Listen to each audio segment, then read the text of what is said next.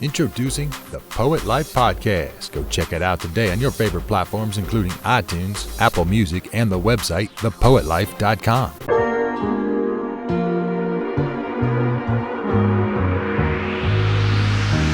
Find the way. Hey, it's Christoph Wrights of the Poet Life Podcast. And on tonight, I am super excited to have Joseph Ross on the podcast. You all will understand why. And so we're going to jump right in. Mr. Ross, how are you? I am good, and I'm very happy to be with you. Thank you. I'm glad that you're here with me because, you and I haven't even met in person. Nope. And have been communicating for I don't know how many years now, through Facebook, just because of our common love for poetry and education. Mm-hmm. Mm-hmm. Where do you teach right now? I teach at Gonzaga College High School in Washington, D.C. It's my 9th year there. And before that, I was 10 years at Archbishop Carroll High School, also on North Capitol Street, just a little further up. Mm-hmm. And a couple of kind of college teaching gigs in between, but those have been the two kind of long haul places, and I expect I'll be at Gonzaga for a while longer, I hope. And great poetry things at both schools. That is, yeah. So I don't know what made the connection between you and I, like who our mutual friend was, but I saw you posting your poetry classroom. Yeah. And I think I inboxed you or something like that. I don't know, but yeah, I may have posted. I think we had an alumni poets gathering, and I think that's when you hit me back after that. Yeah, because there were some great pictures and some wonderful kids, and we had it all on Zoom this year. But I think that this was our 5th year of the alumni thing, and so we in past years, I posted pictures of past years. What had happened was I began to invite. We have a creative writing poetry class in the spring semester, so just started a couple of weeks ago. Mm-hmm. And so several years ago for that class, I invited back. That year it was just 3 or 4 alums to come back and teach the poetry workshop process to the new poetry class. And I'm a slow learner. So at a certain point I realized, wait, I just invited these 5 amazing alumni poets to do this thing in the class 4th period. Why aren't they having a reading after school? That's what we should do. So when we started to do both.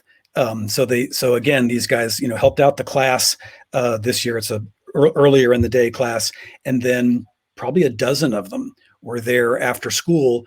And I just say, talk about your writing post high school. Some of them are, seriously into poetry still. Some haven't written a poem since they left, and just talk about all that. And so that's been a really fun thing. And that's just one little piece. The bringing the alums back of the, I guess what I would say like the bigger program. But it's been fun for the older guys to come back, and I think it's kind of fun for the high school seniors to see these guys, many of whom they knew, or knew who they were. If they were, they were seniors, obviously, but maybe they were freshmen, they were big athletes or whatever it was. So yeah, that's been a nice thing. I think that was our initial connection. Yeah, I think so too. I've always wanted to ask you, what were you able to do with them to make them want to come back? Right? Like I graduated in 2001 from high school, and I've never been back. Yeah, I mean, I think some schools, and I don't want to criticize or praise anything too much, but I mean, some schools do a better job of really helping their students love the place. And I think you could, at Gonzaga, for example, you could go through there are kids who don't love it, and who are never going to love it. And that's their path. That's their life. That's what's come together in their way of taking the world in and all of that. And there are some people that, really want to throw themselves into things. A great thing about Gonzaga that is kind of part of it's in the bricks is the adults, that the adults there encourage these guys even to get into things that that might be unusual. So for example, our head football coach and our head basketball coach are endlessly recruiting poets, and yeah, I do not What's make this that up. about? I What's couldn't the make this up. connection? They want their guys to be involved in things that are different. They want them to express themselves. They want them to feel the full circle of artistic expression. And so they structure in, like after the last period of the day before any practice begins. And this is all pre-COVID, but I do think we'll get back to it soon enough, I hope. They factor in, a 45-minute period where these guys can go. They can go to clubs, or they have to be either be at a club meeting, or they got to be in a study hall. So some of them would like to be, how kids clump together. They will just 4 or 5 of them all of a sudden, and now we have this kind of ongoing thing of the football players and the basketball players are often, they're not the only ones in the poetry club, but they're the leadership. They're the heart and soul of it, really. Right. And they make it, I wish high schools weren't like this, but, they make it cool. They make it, this isn't a bunch of, people on the edge or something. Right. And the school has welcomed poetry into all kinds of places, Sure. As a whole school. I think, for example, the place where I kind of really cracked it in was insisting that at the Black History Month assembly, we got to have some students reading poems. I mean, how do you not do that?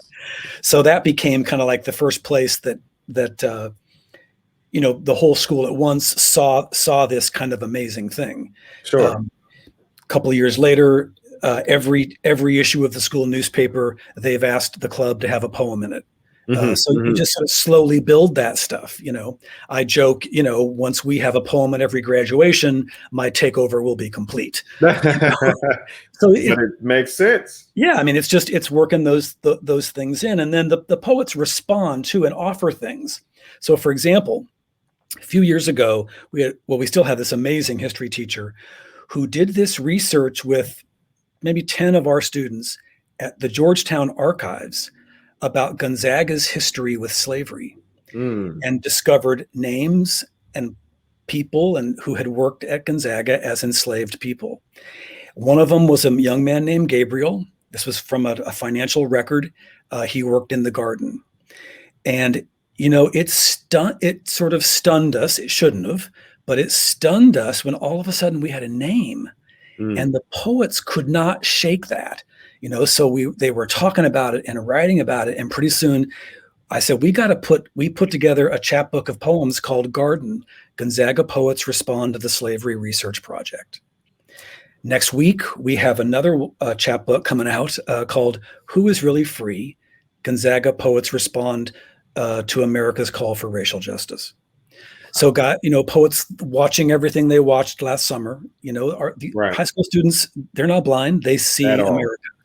They see it all, and they felt the need to write about it. And so what I always say to, other groups of adults or something is to say, what's amazing about these guys is that they're looking at the world around them, and they are filtering it through their art, which is poetry, which is, that's the highest thing we could ask of them. Sure. I just think that's magnificent. The other thing that I really love about our poetry program is that we have a service project too ourselves. We have a wonderful relationship with Bishop Walker School, a little tuition-free school for boys over on Congress Heights, run by the Episcopal Church. And we've gone over there. We have a nice relationship with their 5th grade. We go over there and do poetry workshops for them. Twice they've come over to Gonzaga. They'll do a couple of different poetry events in my classroom during the day. Some of them will go out on the field and play football. Some of them will go in the gym and go nuts playing basketball. Right. So that our guys also see this isn't just about you and, you writing your poems. This is also about you helping little ones come to some of the same self-discoveries that you're coming to as a much more mature person. So I think you always got to be, reaching out like that. It can't just be sort of self-enclosed. So it sounds like to me, through poetry, the students are becoming well-rounded. I hope so. Yeah, absolutely. It's a result. I mean, just think about what you said about the coaches. They Right. want them to be involved in poetry and other things Yeah. because it sounds like it makes them more well-rounded, but also open-minded. Right. Yeah. And I mean, the coaches are thinking, way down the road all the Right.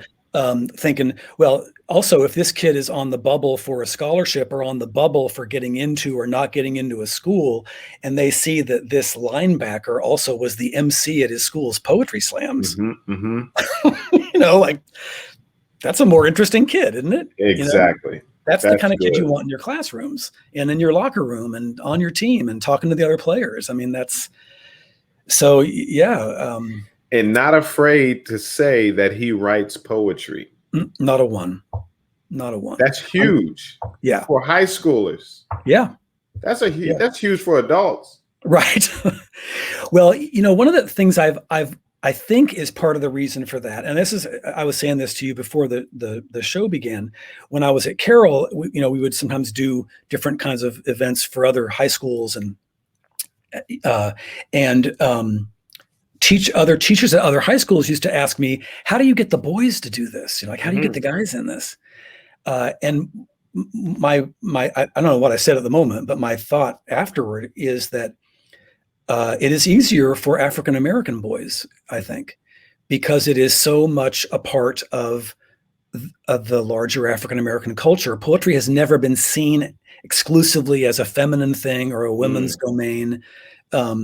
There are magnificent Black women poets, thank goodness. And there are always going to be. And we saw one at the inauguration just yesterday. Yes. But poetry has not been looked on like, well, that's a thing for wimpy people, something like, it just hasn't been looked. We haven't had that. Black people have not had that obstacle. And so, because I think at Gonzaga, for example, which is not a predominantly Black school, teachers or others will always ask me, why it's wonderful, but like, why are so many African-American kids attracted to the poetry stuff? And I think that's part of it. Part of it is I also teach American literature to juniors. And so that becomes kind of a nice drawing ground. They're discovering Gwendolyn Brooks and Langston Hughes and Claude McKay and James Baldwin. And, I'm pushing that stuff in class hard. And it can kind of encourage them to, I could try this. That Langston Hughes poem's only 10 lines long. Right. They might think I can do that. Yeah. So anyway, yeah, I think it has been an interesting thing in terms of the African-American students. And then also it becomes this predominantly African-American club that really teaches the smaller number of white kids a whole lot. I sometimes think the white kids in the poetry club should have their tuition raised because they're getting another whole level of education here that the other kids are not getting. Cultural, because they really have to listen to their peers of color. Sure. Unless you have, yes, that's important. That's huge. Yeah. Because it is self-expression. Yeah. And as a listener, as a peer, you have to have thick skin, especially if you're a white person in the room full of Black poets. Yep. Because it is the African Americans' opportunity to express all of what we have been harboring. And for some white kids, that can be really uncomfortable, and it can make them defensive. It can make them angry sometimes. It can make them all kinds of things. But the thing that does happen is that they have to hear it. They have to listen. And so, I can tell you two quick stories. One, our first meeting after this past summer, of all the demonstrations, George Floyd and Breonna Taylor and many others, and then the poems, of course, in the first we meet every Thursday at 3:00. And usually what we do is just workshop a couple of poems. Sometimes we do other things, but, all the poems for the first couple of weeks were all these, poems about police violence.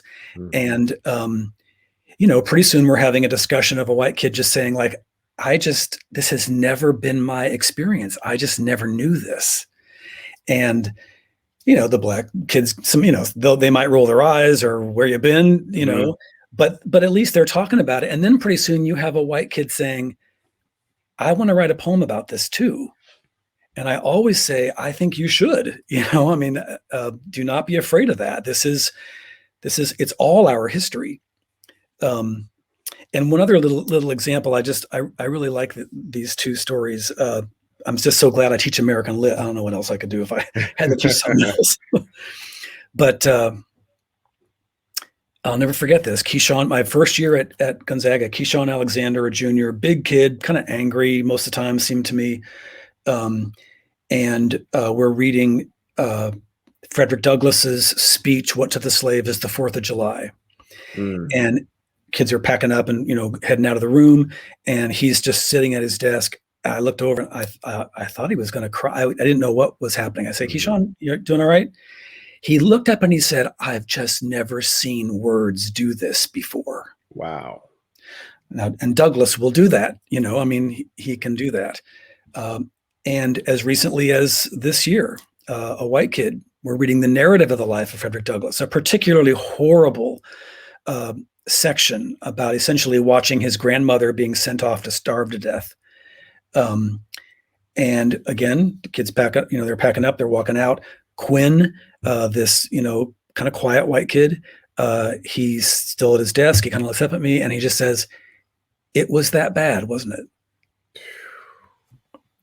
So you have these little moments because of good writing, whether Douglass's or Langston Hughes or their own, that kind of pierces something, and all of a sudden they feel something and they understand it in a new way and think, I can express myself like this. And I think even better, they can think, and I need to express myself like this. Right. Both Black students saying it about various injustices and white students. I need to speak up about this. So this is not always the Black person's job to have to carry this. Right. I need to speak this too. So right. Carry and educate. Yes. That's a lot. Yeah. Having to have to carry it, but also then educate those who are on the side of the creation of it, I guess. Yeah. For lack of better word, who have benefited from it. Yes, benefit. Yeah. Well, let me ask you. So you've been at this school at Gonzaga for 10 years. This is my ninth. Yeah. Ninth year, 9 years. But prior to that, you were at Carroll for 10. Yeah. 10. And at both schools, you started this poetry program. Easiest thing I've done. Wow. So, all right. Where does poetry come in for you, or where and when? Well, I am a poet. And I think this, how it came about is probably as boring as anybody else's biography. I mean, I wrote a lot of bad poetry in college, but I loved literature. I loved reading. I was an English major. And then when I went to graduate school, and that's when I really began to take writing poetry a little more seriously. I didn't go the MFA route, like many poets do, because I knew I wanted to teach, and I mostly wanted to teach high school. I taught like introductory comp classes in both at American University and at Notre Dame when I was in graduate school there, but began taking my own writing seriously. And then when I moved to DC in 2000, with the particular purpose of starting a writing center at Archbishop Carroll High School. That's what they wanted me to do. So the purpose of the writing center was to do both things. One, to help students improve their academic writing, and the other to really shine a light on their creative writing. And so doing both those things. So I think 2012, I published my first book of poems. Second book the very next year, because the first one took forever to get published, seemed like. My fourth book just came out in September, and it's a book of poems all about Dr. King. It's called Raising King. And so that's kind of what I've been, for my personal writing, that's kind of, and I can can I just show you a little bit of the cover? So it's that's your book. Yes, this is my most recent Raising King. Yeah. Wow.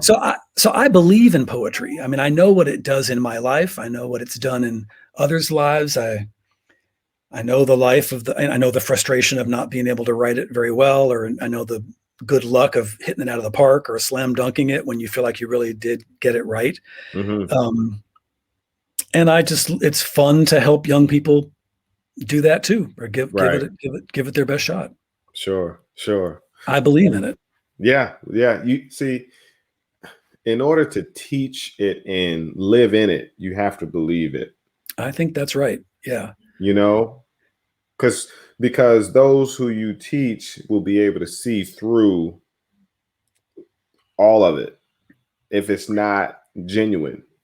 Yeah, I think that's true. I hope well, I know it's true that they see your BS. I mean, there's no more transparent place than the high school classroom. They see everything and they get you figured out pretty fast, I think. Right. And, and I'm no genius, and I'm no, perfectly consistent person or anything like that. But, I care deeply that they have a chance to try this. I also care deeply that they take it seriously. And I push for them, for example, that, if you're going to be a writer of poetry, you've got to be a reader of poetry. Sure. You have to know what people have done before you, or Mm. else you're just playing, and you can play if you want. I keep That's hearing a way to be a poet too. To be one of the greats, or to just be great, you have to study the craft. Yeah.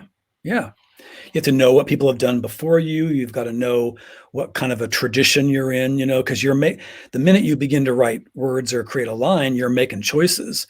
So what went into your ability to make those choices? Why are you choosing not to use punctuation? Why are you choosing not to capitalize anything? You're not the first person to do that. There was the whole Black Arts movement. They thought that was cool 40 years ago. You can do it that way too if you want to, but you should know why you're doing it. And just to kind of see what other people have done, because none of us operates in a vacuum. We're all part of this bigger thing. Yes, definitely. Yeah. Definitely. Let me ask you about your consciousness, man. Where were you raised? Right? Where were you raised, and where do you get this sense of awareness? I was raised outside of Los Angeles, Pomona, California. Okay. Kind of a suburb, but not. It certainly wasn't fancy. About 25 miles east of downtown LA. Pretty diverse town. I went to public school for grade school, and then to Catholic high school, and then to a Jesuit college in LA. But I think I always hand it back to my parents. My father was he was a laborer, and he was an organizer for the United U.S. Steel Workers, an organizer for the union, and he always raised us to try to look at the world from the bottom up. Everything, decisions, politics, all had to be determined by what they did for people who needed the most. And that, that's not radical really, except in the most selfish America. That's really not terribly radical, but that's how we were raised. That's what I always thought. And so I don't know. And I'm not sure that I'm particularly more aware or something. I've certainly felt, you get so much back from working with young people. I mean, they feed you in lots of ways that are very gracious and kind and sustaining. And yet, I'm old enough too to know that, they're here for a very short period of time with me, at least, they're here for a very short period of time, which to me means, I need to make sure they have every chance to do this that they can, because they're going to go on, and who knows what's going to happen. And like I was talking about, some of the alums, they may never write in their poem again, and that's okay. I mean, their life will go on the way it will go on. But yeah, I always go back to my father primarily, but and I was very fortunate. This is back in the 60s and 70s when you could be a laborer and my mother could stay at home and he could own a house and they could raise us, and we didn't lack for anything. Mm. And he graduated high school, but that was all. So, I don't know that is ever going to be possible in America again, Mm. that we were raised in a house where my mom could stay home and, and wanted to, and all, Right. and not just, people's choices are their choices. Sure. I don't think that's even possible to do today, even if somebody wanted to. Yeah. So the classroom, right? You said a large number are African American In the poetry club. Yeah. in the poetry club. Yep. So how were you able to make the connection? For many, I think it starts with the American literature class, like Okay. that might be the first time they've ever read a Black author, Mm. and it might be the only time, maybe that they've ever seen someone who looks like me Mhm. praise these authors or act like, I'm not being dragged kicking and screaming to teach these authors. Some of it is the coach's encouragement too. Like I say, I always really praise those too, because I know that helps. And to be fair, there's also even in the creative writing poetry class now that is a class of seniors, there's this little cluster of lacrosse poets, a couple and we hadn't had any lacrosse kids in the class for a few years, but 4 or 5 years ago, there were like 3 or 4 lacrosse kids in this class who were all kind of big recruits, going to colleges for lacrosse. And I'm like, you didn't expect to be winning poetry awards your senior year, did you? And they just laughed like, who is this fool? But they did, it was just kind of amazing. So I think the pull in for some of the African American kids often is the American Lit class, and then it does just build. I mean, when people know that that's been a safe place, I hope even a place where they can thrive in some ways, that gets out. Mhm. And I don't know if I've ever said this out loud, but I also think this is true. So Carroll is in some ways a very different school than Gonzaga. Carroll is almost all Black. As the 10 years I was there, I don't think we might have had 2 or 3 white kids in 10 years. Right. A bit of a growing Latinx population, but primarily an African American school, and it felt that way. And it was also an African American faculty, which was in some ways the best thing. Sure. But I think that when Black students at Gonzaga hear me say, I taught at Carroll for 10 years and I loved it. Mm. That's big. That's big credibility, I think. Yeah. And in some ways I don't deserve that. And they don't know that I should deserve that. They don't know, or, they may grant that to me just out of grace, not like right. I haven't proven anything yet. Right. But I think that's partly true, because people in this area, as they know what the student population probably looks like at various schools you could mention, and so when you say, well, I was at Carroll for 10 years and you talk about how much you loved it, or, whatever it was, they know what that means. Right.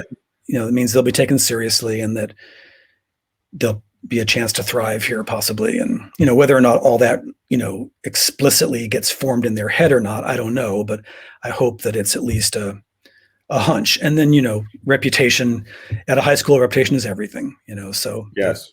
that's okay. Yeah. Have you had any initial conflicts, right? I would imagine, it's high school. And because because I used to teach, I used to substitute teach at Bishop McNamara. Oh, sure. Yeah. Right. Yeah. And, substitute, It's a hard job. Right. Really hard. So I had to go in with a disclaimer. I said, all right, I understand I'm the substitute teacher. I remember when I was in high school and what we did to the substitute teacher. I'm just listen, don't do that to yourself. Right. And don't ruin everybody's day. You'll have those testers, Of course. those students that want to test and throw out the first joke. And I was able to throw one back, and That always helps. And then we're all cool, Yeah. Like, okay, all right, Mr. Jenkins, okay, you're good, Right. you're good. Right. So did you have to do any of that, to gain their trust? Probably a little bit, and some of it I might not even have realized was going on. The culture at Gonzaga these days is not. It's like there isn't, what they call classroom management or something. There are not problems like that mostly. If you're fair, if you're clear. I've also been doing this for a minute. This is 30 some years of teaching. So, Wow. I know what works. I know what doesn't work. I have a very simplified kind of classroom design, the classes are designed very simply. I don't have a bunch of crazy stuff, so I don't waste their time, and I think they see. I think they know that. To me, the bigger difficulty is, when there is a white student who has really only been able to live around privilege and has never really had that pressed to look at himself carefully, that can come out defensively and ugly sometimes. Okay. And in the classroom, that's not always, that requires some dancing on the part of the teacher Right. You want that kid to say what he wants to say, because I want him to learn. I want him to also see how what he says affects these two kids over here. And I want him to listen to them. And so, those are difficult things. I often will say, if somebody has had thinks that, Langston Hughes is saying too much, or we read with the juniors, we read Ta-Nehisi Coates' Between the World and Me, which is a very piercing assessment of race in America. It's a hugely important thing for white people to read. Sure. If we really get to the end, I kind of say, you don't have to agree with him, but you do have to understand him. You have to know what he's saying. And, when you leave the room, you're going to think whatever you want to think. So I guess that's kind of a long answer, or a long sort of answer. I'm in the position now where I don't really have to prove myself, I think. Thankfully, I guess. Yeah. But but getting, students to hear different things is, like any of us, it's hard. It's hard. It's hard to expand our own worldview. Can I give you just one other little example? The first class after the assault on the Capitol 2 weeks ago was our first discussion of a couple of poems by Walt Whitman, and so we talked. We didn't talk about the Capitol thing at all at the beginning of class. And we dove into Whitman, who has this, huge arms wide open view of America. America is everybody. It's the round table where there's always room for one more. And it's especially people who work with their hands. And it's especially the runaway slave and the Native American. It's all these groups who have been on the edges. And so at the end of class, it just kind of worked to say, so what are you seeing here in these first couple of poems about Whitman's view of America? I hear America singing. That's one of his poems. What is his vision here of America? And they say it inclusive and diverse and big and welcoming and kind and gracious and joyful. And then I just said, and what do you think was the vision of America from those folks who took over the Capitol yesterday? And so you got to choose, y'all. Like, what kind of America do you want? They want this very small, ugly, limited view of America that probably benefits a very small number of people. And the fact is, that is not our tradition. Here is this poet who is at the very center of American literature, who is saying all kinds of other things. That America needs to be this big, broad place, and then you get a smart kid will say, well, is Whitman saying that's the way it is, or that's the way it should be? I say, that's a great question. I mean, clearly he's not saying what it is. It wasn't that. I mean, he lived during the Civil War. Right. Like that was not the America he saw. It was the America he wanted, though. And that's what we have to do. Yeah. So those discussions can get a little tight sometimes, when people are, like any of us, are confronted with something that might feel sort of threatening. We haven't known before. But when people really listen to each other, I mean, what's the biblical image? The scales just fall off your eyes. Right. And you're just like, wow, when I think about that kid, after that section in Douglas's narrative saying it was that bad, wasn't it? And I mean, historically, there probably was a whole lot more I should have said right then, but I mean, he was processing that on an emotional level, which is the way poetry and good writing gets into you, I think. Essays go in here, but they can go in here a little bit too if they're really good. Poetry almost always, it kind of begins with the heart or the gut. Right. And it can filter its way up, I think. And a good reader of poetry can see then great intellect and craft and, oh my goodness, there's amazing layers in this poem or something like that, Sure. That student that asked that question, how was his poetry after that? It's good. It's at least brave. He's not the strongest poet in terms of like really crisp details and all of that. Sure. But he's a white kid who's not afraid to read a poem about Black Lives Matter. Like he's not afraid to do that. It has, I don't think he's going to be going into an MFA program or publishing a book at any point, although, who knows? So I just said the one dumb thing about he'll win the Nobel Prize now, right? And, but poetry is like some relationships sometimes, some relationships weren't meant to last forever. Yeah. Right. So he's probably not meant to be a lifelong poet, but what poetry has been to him and what it's done for him as far as his mindset. Yeah. Right. Yeah. And place him on a path somewhat like yours. Yeah. Right. And is able to see things from different perspectives. That is what poetry was supposed to do for him. Yeah, exactly right. He may come back to Gonzaga in 100 years and take my place, Yeah.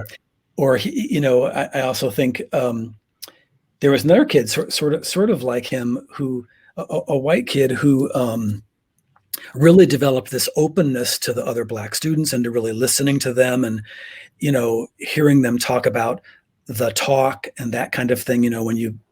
When we're discussing all the stuff about police violence, and just like looking at these guys and saying, that is so far away from my living room, I can't even tell you. And it's so important for him to hear, to know that.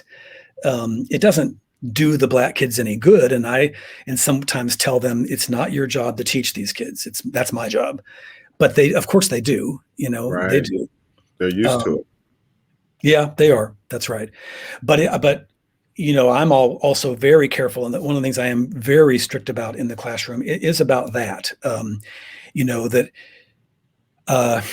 if there's a class maybe where there's just maybe 25 kids and there's 2 kids of color, which is sort of like the worst thing you can imagine as a teacher. For me, at least, that's really tough. You can't let the white kids turn to the Black kid during, to speak for his race or something, like you just, as the teacher, you have to stop that and you have to explain why that's not okay. Yeah. You just have to. So again, like I was saying, way back, it comes back to the adults. They're just, you can't do that. Yeah. I attended a predominantly white high school. And so what some of that's like. Yeah. I was on the school newspaper. And I was the only Black kid on the school newspaper. So February, everybody turned it. Yeah. I already know. February, everybody. All right, so what are we writing about, Chris? Right. Look, I don't know what we write. you Right. know, and so But the adult shouldn't have let that happen, or the adult should have said, "Time out now. Look what just happened." Well, the adults asked me the same question, so yeah. Yeah. So it was interesting, and I wanted to write about sports. I wanted to be a sports writer. Yeah. I ended up being the editor in February. So Right. Right. but that's good. That is very good on both sides of the spectrum, because Black kids also need to realize that it is not, and this is bold, but it's not white kids' fault. It is not their fault, Yeah. but it is their responsibility. It is the white person's responsibility to open their mind and learn. Right. Not Right. right. When you're the white kid listening to that Black kid talk about being talked to by his father about what to do when he's pulled over, if he's pulled over by police, it's not your fault that the scales are falling off your eyes and you're hearing it, you're learning at that moment. But 6 months later, if you're not thinking about the issues any differently, then I think that is your fault. There you go. Yeah. There And you maybe go. responsibility is a better word, but it's your fault too. Yes. I mean, it's like No. what It is once you get the information. Right. Right. You can retreat back into your privilege and into your comfort where it doesn't bother you. And that is the problem. And then you're complicit. Right. That's exactly right. And I think there is a kind of complicity even before that. And maybe complicity isn't quite the right word for before. What I often say is, right, your people didn't own slaves, but you benefit from this system. And so that, like, for example, I was telling you about the slavery research project that some of our students did, and discovering this young man, Gabriel. They later discovered the other names of some others too. But at the front of my classroom, I have a blown up, print of that accounting ledger that has his name in it, and that he was working in the garden. And I tell them, like, I want you to, look at this. This is why this is in the front of the room, because we got to remember this school that we love. That's partly how it got here, because of people like that young man. And so we benefit from what other people did to him. And that's very important to know, so that it changes your behavior. So who at your school is bold enough to allow this teaching to take place? Because it's rare. It's rare. Let's be honest. I always hope that's not true, but I suspect it is. Well, Gonzaga is a Catholic school, but within the Catholic school world, it's a Jesuit school. So it's run by these group of priests called the Society of Jesus. And they've been around for hundreds of years. And my sense of the culture that they build in their schools is that they are not afraid of the questions. And so they have just created this culture, I think, in lots of their schools, high schools and universities, that push the edges a little bit like that. And so, I think we have good leadership. We also just last year, for the first time full-time, have an assistant dean for diversity and inclusion, who is a Black alum from the school. And he does a real amazing work. He runs the school's Onyx club, the kind of the Black student union, essentially. And I try to assist with that. It's really his, but I try to kind of hang around when I can. So, it's just, when I went from Carroll to Gonzaga, I wondered, and Carroll is 99% African-American. And I kind of loved that atmosphere, actually. At Gonzaga, I thought, I wonder if the Black kids are they going to be on the edge? Are they going to be the ones who don't like the school? Are they going to, what's it? I just wonder. And when I got there, what I learned very quickly was they own the place.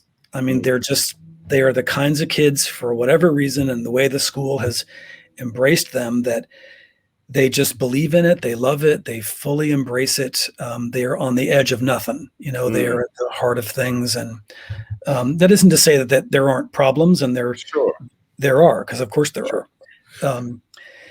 There's also a kind of a, and maybe this is kind of paralyzing sometimes, but it's a little bit of a culture of too much politeness, like almost too nice, so that, like I sometimes say to teachers, they'll say they had a Trump student, or a student very much taken by Trump, like kind of blast off in their class or something, and I'm just like, nothing. I got nothing. Like nobody says anything like that in my classroom.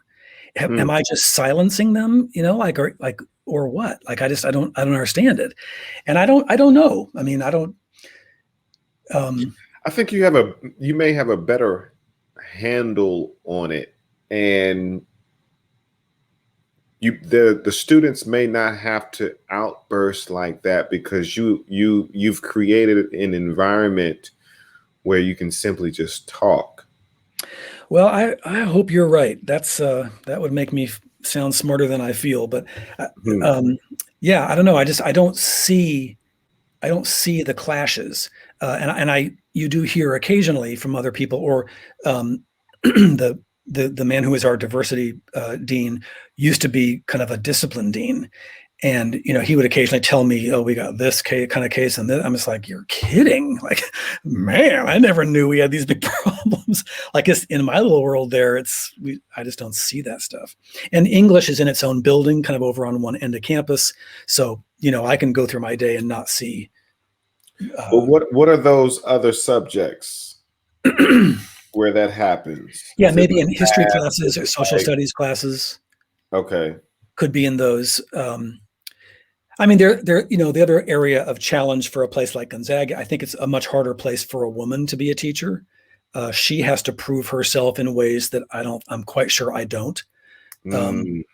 And, there are women teachers there who are plenty smarter and all kinds of things more than I, but they don't get the benefit of the doubt, that I suspect as a male.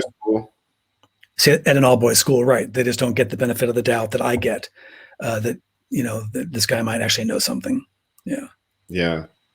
I think just male students take better to male teachers a lot of times.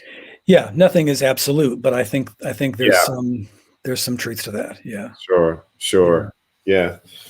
I'm also not 24. I think it's not. I didn't always. I feel like I know what I'm doing these days most of the time. Right. I didn't always know what I was doing. Sure. Yeah, and maybe I still don't, but it is a lot of fun. Yeah, it sounds like you know what you're doing, man, and it sounds like we were talking about before we pushed the live button, the record button. We were talking about purpose. Yeah. Right. Do you feel like you're walking in your purpose? Yeah. Yeah. I'm exactly where I'm supposed to be. I don't have any doubt about that. Yeah.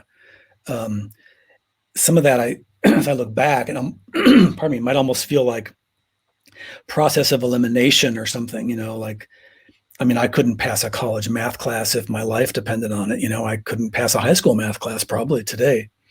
But I loved to read, and as I said, I began writing poetry, and I realized that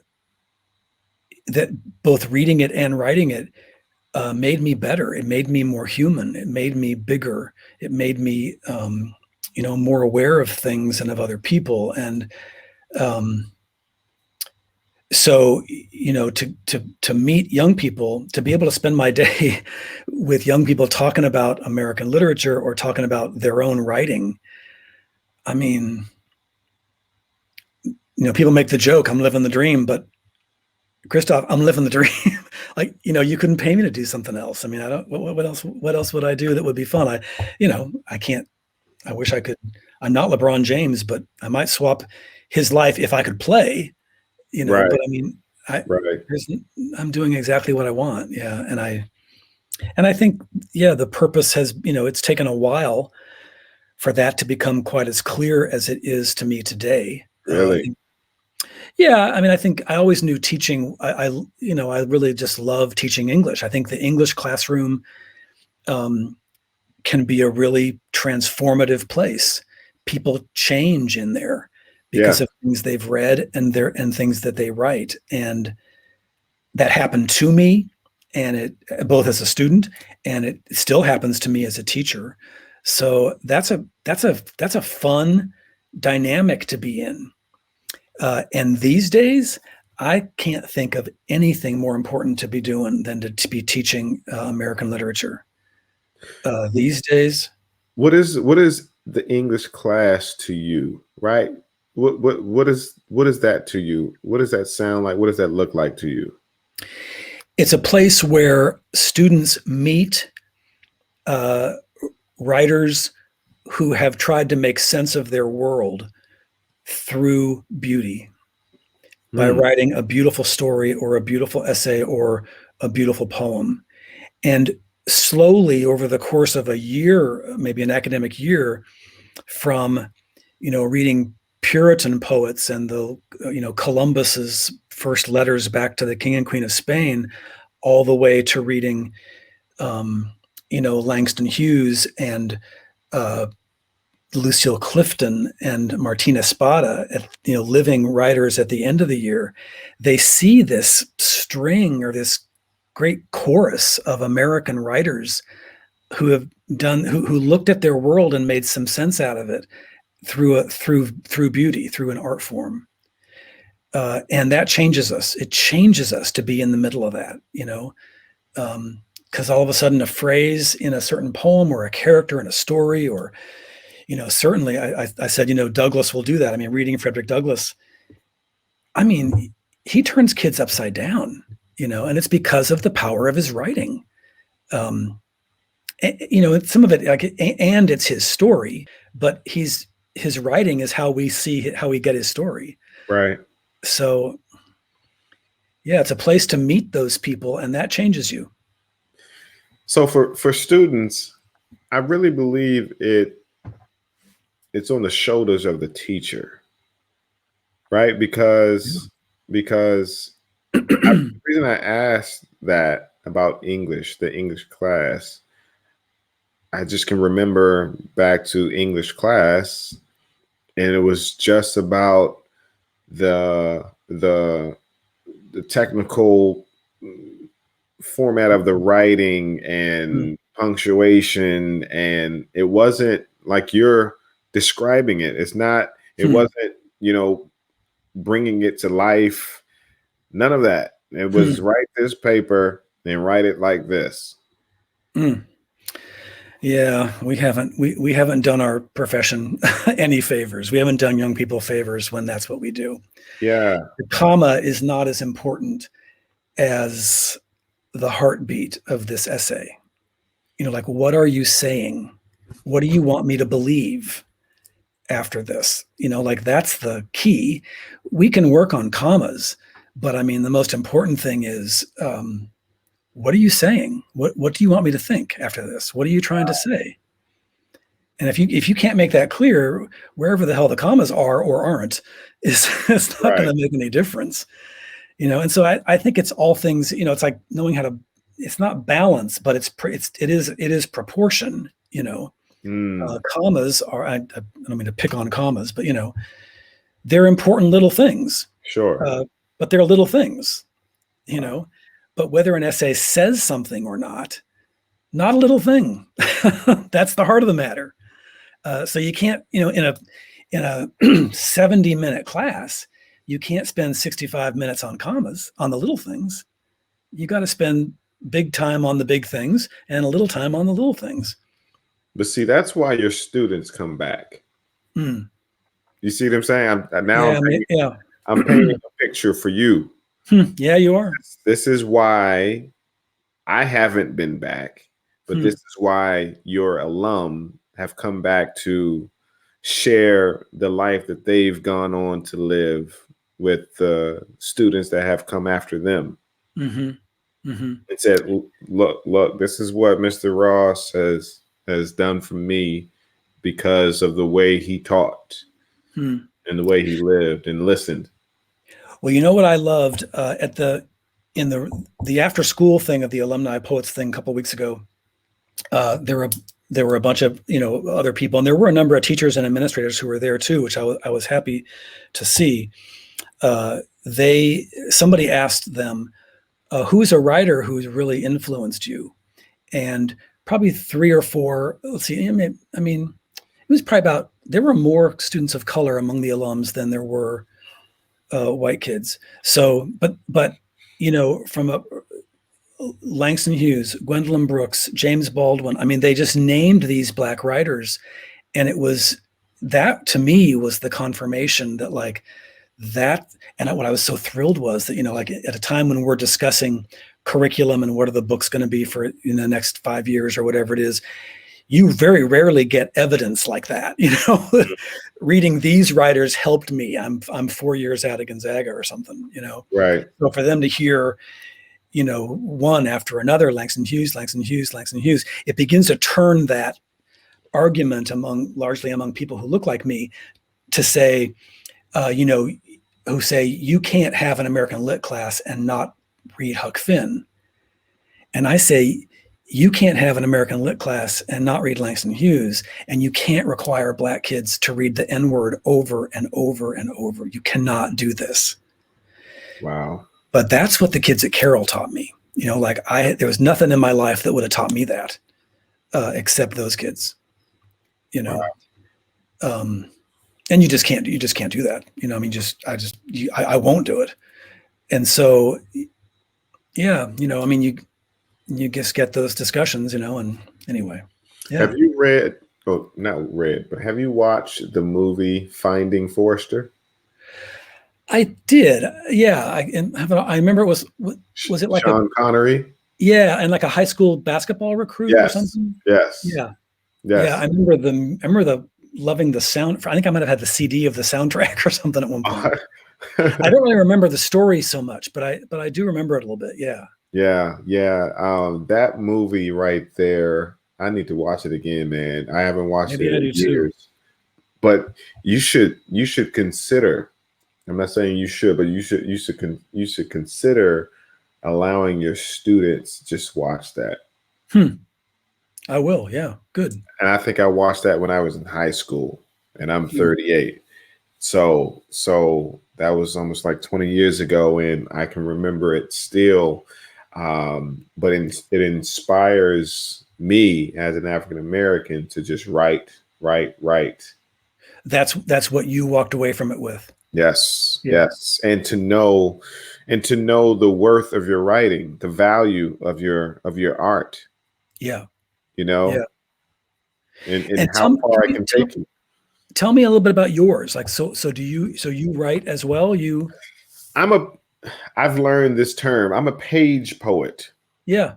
Right. I'm not one to perform. That is work for me. For me, the passion and the desire is in the pen. And when I was younger, I was trying to figure out what path to take, because all I knew was you have to perform if you want to be a poet. Right. And, I just knew that just wasn't in my DNA, the task of committing it to memory and learn to work the crowd. And that's just was like, this part I don't like, you know? And so my father, he said, well, what if you thought about writing and continue to write, do what you love, but then to partner and match with people who love the stage, and you can create poetic productions. Because if you think about the songwriter, most songwriters can't sing. Right. It's the rare person who does both of those things. Right. Exactly. Right. Yeah. So I said, oh my goodness, so that's what I was doing. I was writing to, when Trayvon Martin, that tragic situation came about, I wrote a poem called "Who Will Cry for the Little Boy," and that stemmed from the movie. I I can't remember Denzel Washington's movie. I can't remember the name of it, but it was a poem called "Who Will Cry for the Little Boy," and I catered it to the Oh, situation. the Antoine Fisher, Antoine Fisher, yes, Boy Called Fish, or something like that. Yeah. yes, About the foster care system, I think, or something. exactly, Yeah. exactly. And in that poem, he kept saying, "Who will cry for the little boy?" Yes. And so I pinned that in relation to what was happening. And as a matter of fact, I actually got the urge and the unction to reach out to some rally planners. And I was going around the DC area actually delivering that poem to roughly 15 rallies, man. That was when rallies were just going, because that was just crazy, that situation. And that was a time where I felt that I needed to, that needed to be me. Mm-hmm. Right. Mm-hmm. I just couldn't hand that over. I tried, my mom, my family was like, no, that's this one's yours.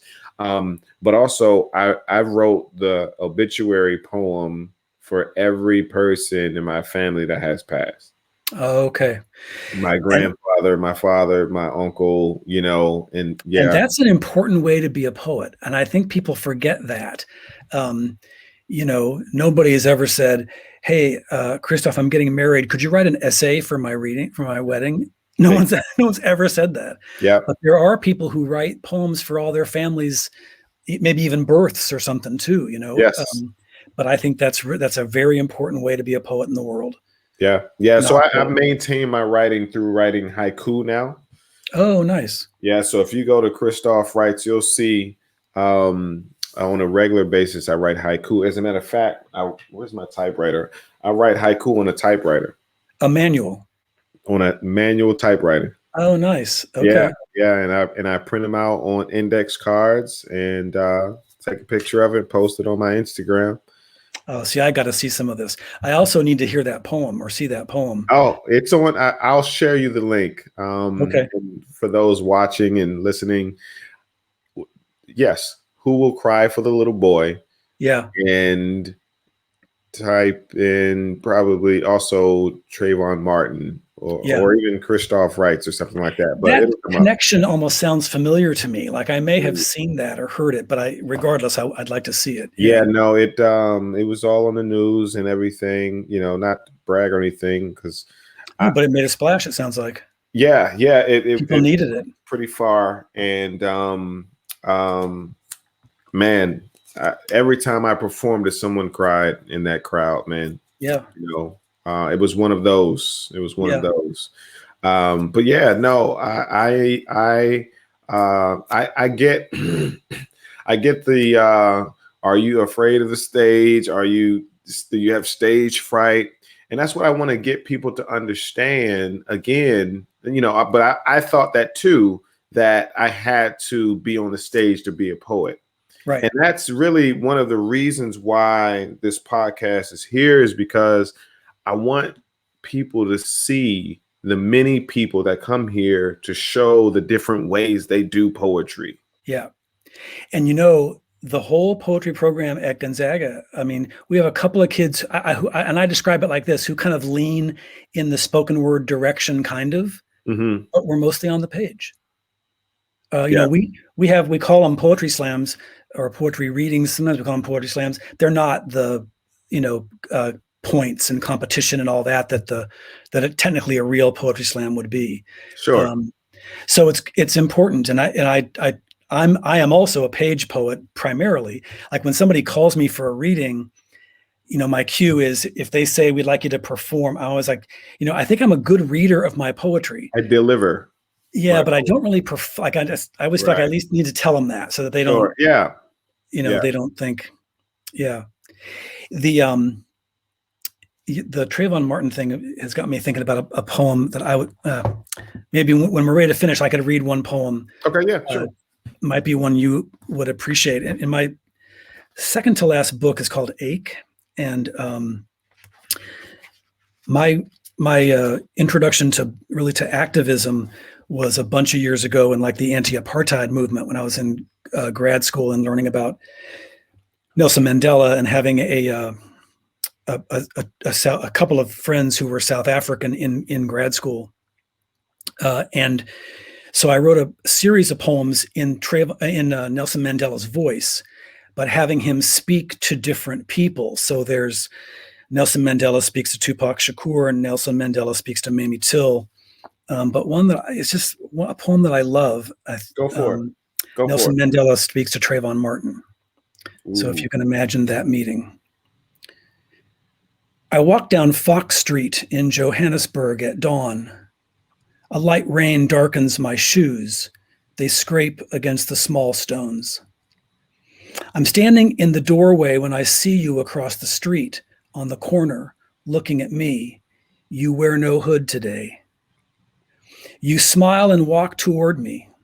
I smile and wait for you. The day begins here. Coffee and tea stands push back their canvas covers. A whistle sings from the train station.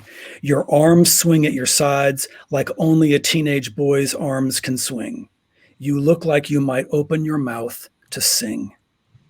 There is no SUV in sight.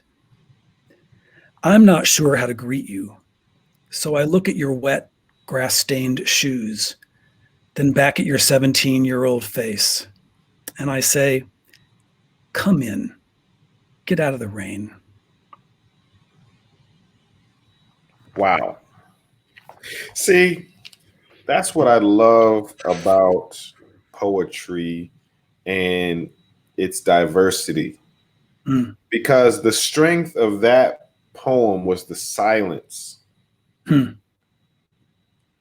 Right? The spaces and the spaces, the strategic pauses, and the no need for all, you know. Oh yeah, right. But we love that, and there's a space for that, the spoken word, the performance. Yeah. But what you did was delivery. Okay. It was you delivered. You didn't recite it.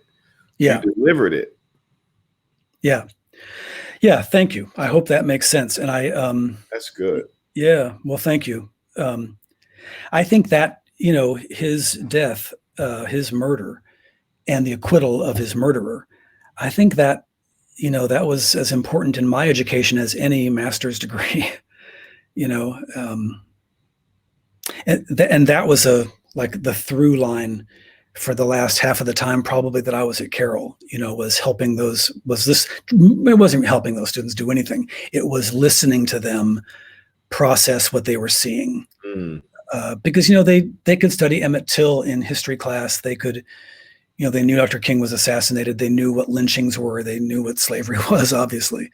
But this was now, this was on their television when they went home, Right. You gave them space and an environment to process it.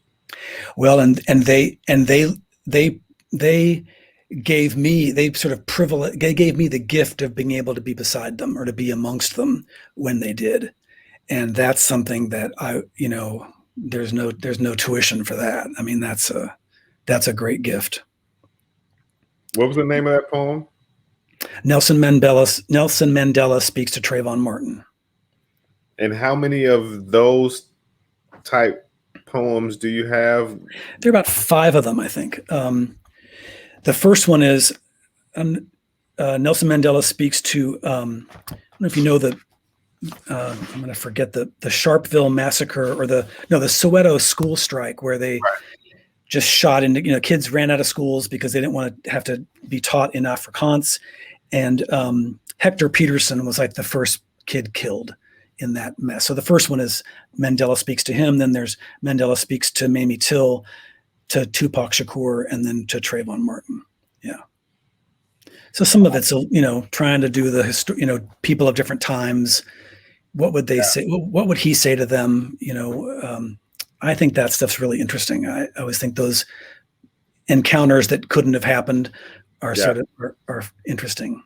Yeah, I think a lot of page poets are able to, they have the capability of speaking in other people's voices. Yeah. I can do that. I can speak in a woman's voice as it relates to poetry. And all I need to know what the story is. I just matter of fact, we literally can sit here and we record you talking, and I can translate what you have just told me through poetry. Yeah. Well, Yeah. one, it's because you listen probably. Right. And it's also, I think it's the function of empathy, which is something that writing can teach and reading can teach. Yeah. And, there are some parts of the poetry world who would say, we shouldn't do that. My book on King, or of poems about King, lots of them are in his voice. And there are a whole lot of people who are not comfortable with someone who looks like me writing in the voice of Dr. King. And, I understand some of it. I obviously, in the end, I made the choice to go ahead and do it. Sure. But I think you have to be careful with that stuff. You have to know you can't be disrespectful, I think, but Sure. Yeah. Anyway, I think you're right. I think it's if somebody listens carefully and has empathy, I hope they can do it. Yeah. One of my close friends was diagnosed with sarcoma cancer at the age of 18. And he fought for 7 years and passed in 2011, if I'm not mistaken. And after he passed, I sat down with his mom, and she gave me the green light to write the obituary poem. Oh, wow. Yeah. And I just said, I have to ask you to do something very hard, and that is to just talk about your son. And I just let her pour out and talk, and I had a recorder just so I could remember the things that she was saying. Sure. And I just used her words to write a poem in his voice. So, but I knew him, but I didn't know him through his mother's eyes. Sure. Right. So I know him even better. Yeah. And so you wrote a poem in his voice, and did you read that at a service, or you just, Yes. Wow. Yes. I bet that was powerful for everyone. Indeed. And that actually inspired a nonprofit that I started called Fighting Cancer with Poetry. Oh, I saw some pictures about that on your, or maybe there was a previous podcast about it or something. But Yeah. Well, good for you. Yeah, man. So that's what poetry does. And again, what we saw at the inauguration, to have a 22-year-old African-American young lady stand up there right before the benediction and make you forget everything about what happened right prior to was just, and with poetry. Right. And if poets would understand what the skill of poetry is, it's more than just the word poetry. We got to get past just, oh, it's poetry. Yeah. Right. It is knowing how to manipulate and leverage words. Yeah. And not everybody can do that. No. And what I often say, and the phrase of hers that I really loved, is she used when poets are best, I think, is when they use, I always go like this, the students laugh at me, but I say, I know what you're talking about. It's a literal myth. She used the phrase, we need to compose a country. Well, you can't compose a country, right? Like in an essay, that's wrong. But in a poem, that works. And in a song. And a song, it could work too. Yeah.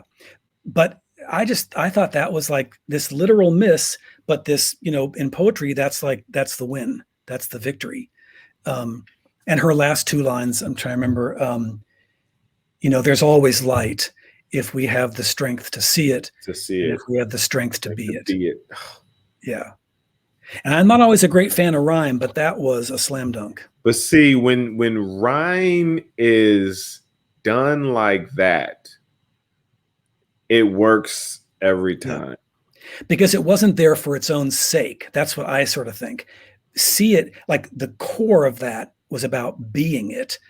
You have to see it before you can be it. But those two things both mean something. What I think sometimes people do with rhyme is they just make something rhyme so that it rhymes. Right. As if the poem is there to serve the rhyme. Exactly. But that rhyme served the poem.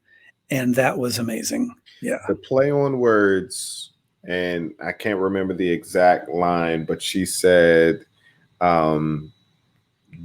just is, and then said just is, justice. I was like, oh, and I got to go back to remember what that line was, but that's what I remember. I was like, oh, I think they went past some folks. That's yeah. And the challenge in a poem like hers, or in the context of hers, is that most people are not going to read that poem. They're only going to hear it. So it has to have a kind of a simplicity. Mm-hmm. It can't be super complicated because it's just flying past your ear. Right. And she mastered the moment. That's for sure. Yeah. But she also treated it like a speech as well. Mm-hmm. It was very speech-ish, but embedded solely in poetry. She gave the articulation as if it was a speech. But the beginning, and we're going to make this whole podcast about her poem, but the beginning, and I don't think a lot of people caught it, where she was honoring those there when she was naming the people there, where she said Dr. Biden and right? Yeah. I was like, she knows what she's doing. She knew the landscape. I mean, I think she went to Harvard, so it's not her first time. It's not her first rodeo, exactly. Basically, respect these women. She's Dr. Biden. Right. She's not just First Lady. Right. Biden. She's Dr. Yeah, that's man. The Wall Street Journal should have been ashamed of themselves for even publishing that letter or that essay that guy wrote. I mean, that was just was clickbait, I think. What's that? What was the letter? The guy that made fun of it said that she shouldn't use doctor since she's not a physician. What? Yeah, it originated in a guy wrote an op-ed in the Wall Street Journal some weeks ago saying that it was silly for her to use doctor in her title because she's not a physician, even though she has an EDD, which is a doctorate. As if we don't call somebody who has a doctorate in engineering, we don't call that person doctor. I just think it was shameful. The guy, even in the same essay, he referred to her as kiddo. He said, kiddo, you shouldn't. It was just completely demeaning. That was purposely. That was intentionally. Absolutely. And for the publication, the Wall Street Journal editorial page, it was. They should have been ashamed of themselves. That's what I mean when I say I think it was just clickbait. Like they thought, well, we're gonna publish something that's everybody's gonna make their heads explode, and it'll give us a bunch of publicity. But that's wow. Joseph, man, thank you so much. Thank you so much for coming on and having a conversation with me. I told you this wasn't going to be. You sure did. This was just a cool conversation. It was. I'm very grateful to you. Love and makes an impact in this world, and it obviously is the purpose for you. Yeah. Obviously, and I'm sure everybody listening and watching is like, he's doing what he was made to do here on this earth. Yeah. And we really appreciate it because I know for sure, just speaking from my perspective, that you are making a huge impact on those students, because I started writing in first grade because my first grade teacher assigned an assignment where we had to create a poetry book. Notice I said the word create, not just write. We had to create the binding. Oh, nice. And put the paper, staple the paper in, write the copyright section. First grade. Yeah. Good. Right. Good. And I don't So know what that it is, but you know, I'm 38 now. That was first grade. That was his 5-6-year-old. Yeah. You know, so And just you imagine remember that. And, just imagine the confidence you're giving your students. I hope so. Thank you. It's usually a two-way street, as you know. Yeah. Yes, most definitely. Yeah. Most definitely. If you could leave something with the people, man, what would you say? Oh man. Buy a book of poetry, read it, and then give it away. That's good. Yeah. That's good. Give Pay it it away. forward. That's right. Yeah. Indeed. And then buy another one. Keep it going. Yeah. Listen, everybody, it's the Poet Life Podcast with Christoph Wright and Joseph Ross. Go follow him on Instagram at Trail Runner Writer. It is 3 words spelled straight out, Trail Runner Writer, for those listening and can't see the screen. We truly appreciate you all listening and watching. I'm sure you got a lot from it. What's the name of your book? Raising King. Raising King. Yeah. Awesome. And if they go to josephross.net, they can find ways to get it if they're so inclined. Go there right now, josephross.net, and check out what he has going on. He's at Gonzaga in DC. Gonzaga's known, so you can Google Gonzaga in DC. It'll come up. Yes, it will. Indeed. Thank you so much. Truly had a great time. It's the Poet Life Podcast. Everybody, good night. Introducing the Poet Life Podcast. Go check it out today on your favorite platforms, including iTunes, Apple Music, and the website, thepoetlife.com.